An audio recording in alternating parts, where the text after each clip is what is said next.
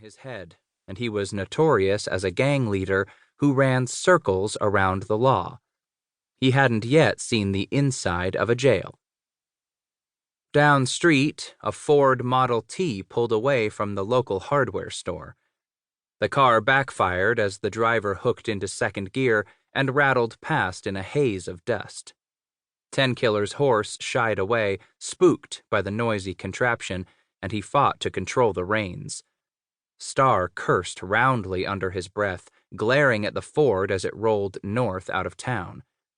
He loathed the sight of automobiles, all the more so the clattering racket and the oily foreign smell. He thought of them as a white man's invention, one more intrusion on a once peaceful land.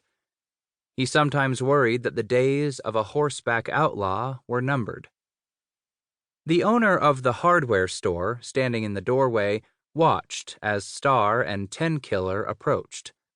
Indians were no novelty in Preston, for members of the Creek tribes still owned nearby parcels of land and worked as farmers. At first, he gave the riders scant notice, though he was struck by the fact that they were mounted on fine horses built for endurance and speed. But then, glancing eastward, he saw two riders enter town from a side street, both of them equally well mounted. One was a half-breed, and the other was clearly a full-blood, darker by a shade. A moment later, he saw three more riders, full-bloods on good mounts, approach from the south along Main Street. He wondered why 7 Indians were riding into town at the same time from different directions. Somehow, it seemed more than coincidence. The storekeeper moved out of the doorway. He retreated inside, hidden from sight by the dim interior, and peered through the front window. He watched as the riders converged on the bank, directly across the street, their horses still held to a walk. Outside the bank, 2 men wheeled to the left and halted before the hitch rack along the sidewalk. Down street, the 3 men approaching from the south stopped in front of a mercantile store. A few doors north of the bank, the last 2 men reined in on the same side of the street.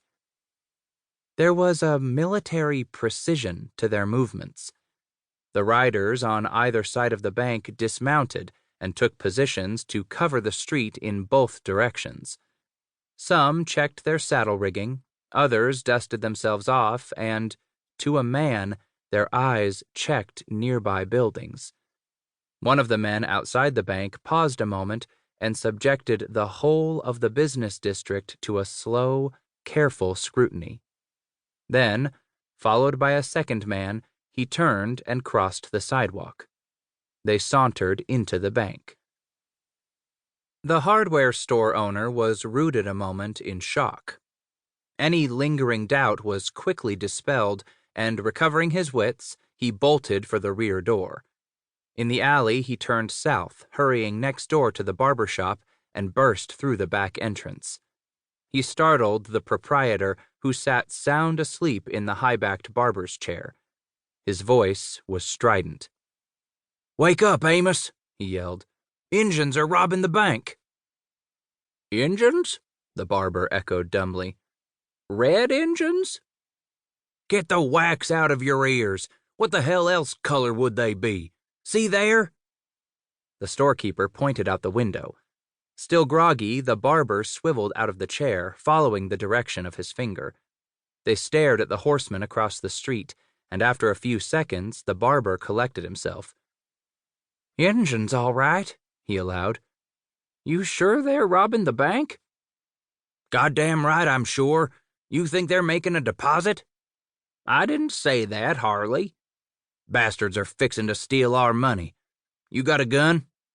"I keep a pistol in the drawer. Why?" "'Cause I want you to watch 'em like a hawk. I'm gonna run down and warn the marshal." "What if they try to ride off?"